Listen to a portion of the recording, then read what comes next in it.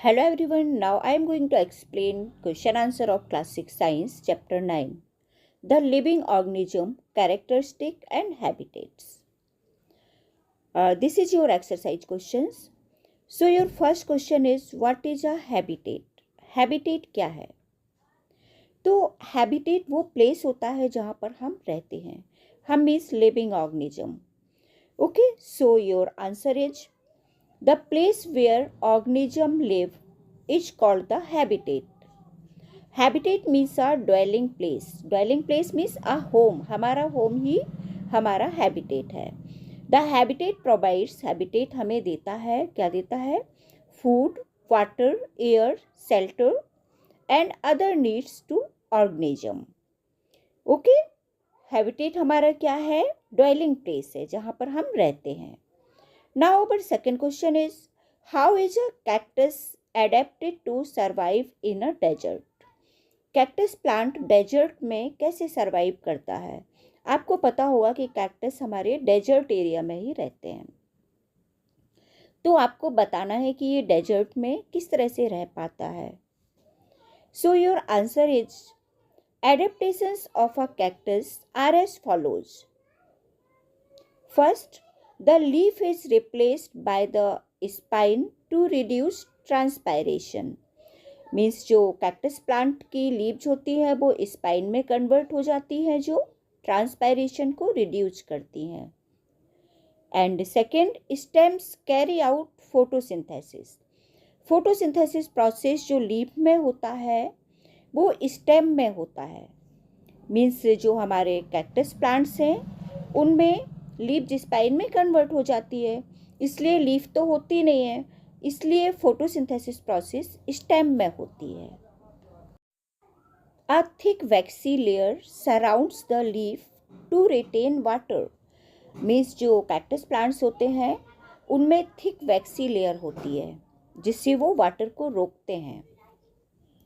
And next, the roots of a cactus are deeply rooted inside the soil to absorb water. Means cactus plants की root बहुत गहरी नीचे तक जाती हैं जो सॉइल से वाटर को एब्जॉर्ब करती हैं. Okay, now next third question, fill in the blanks.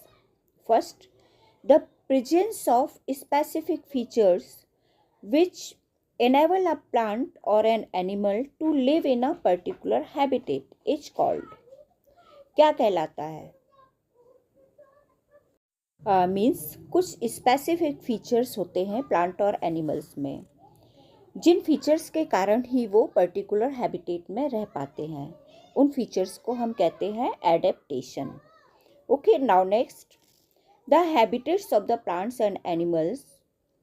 वो हैबिटेट जिसमें plant and animal live on land, land पर रहते हैं, ज़मीन पर, उस हैबिटेट को क्या कहते हैं? Are called terrestrial habitat. वो हैबिटेट जिसमें प्लांट और एनिमल्स लैंड में रहते हैं टेरेस्ट्रियल हैबिटेट कहलाता है. Next, C number, the habitats of plants and animals that live in water are called. वो हैबिटेट जिसमें प्लांट्स एंड एनिमल्स वाटर में रहते हैं उस हैबिटेट को क्या कहते हैं? इसका जस्ट अपोजिट है, तो इस हैबिटेट को हम कहते हैं एक्वेटिक हैबिटेट. हैबिटेट हमारे टू टाइप्स होते हैं. टेरेस्ट्रियल मीन्स जो लैंड पर रहते हैं, और जो वाटर में रहते हैं उस हैबिटेट को एक्वेटिक हैबिटेट कहते हैं. Next, D number, soil, water and air. ये तीनों क्या है? अबायोटिक फैक्टर्स हैं, हमारे हैबिटेट के abiotic factors. Now next, E number, changes in our surroundings. हमारे सराउंडिंग्स में changes that makes us respond to them. जो रिस्पॉन्ड करते हैं are called stimuli. Now next, question number 4, which of the things in the following list are non living. यहाँ पर कुछ list दी, उनमें से आपको बताना है कि कौन सी थिंग्स नॉन लिविंग हैं. Plough, mushroom, sewing machine, radio, boat, water hyacinth and earthworm. इनमें से कौन सी थिंग्स नॉन लिविंग है वो आपको नीचे लिस्ट करना है. So answer: plow, sewing machine, radio and boat are non-living things. और इसके अलावा जो थिंग्स हैं वो हमारी लिविंग थिंग्स में आती हैं. Now next question. Question number 5. Give an example of a non living thing which shows any two characteristic of living thing. एक नॉन लिविंग थिंग का नाम बताना है जो टू लिविंग थिंग के कैरेक्टर को शो करती है. So answer is car. Car can move like living beings and it needs energy to do work. देखो, कार वैसे तो नॉन लिविंग थिंग में आता है, लेकिन इसको चलने के लिए ये मूव करती है, इसलिए ये एक लिविंग थिंग का कैरेक्टर शो करती है. And needs energy to do work. इसको वर्क करने के लिए एनर्जी की भी आवश्यकता होती है, जैसे petrol and diesel. Now next question. Question number 6. Which of the non living things listed below. यहाँ पर कुछ नीचे नॉन लिविंग थिंग्स हैं, इनका वन पार्ट लिविंग थिंग है. तो आपको वो थिंग्स के नाम बताना है जिनका वन पार्ट लिविंग है. ओके.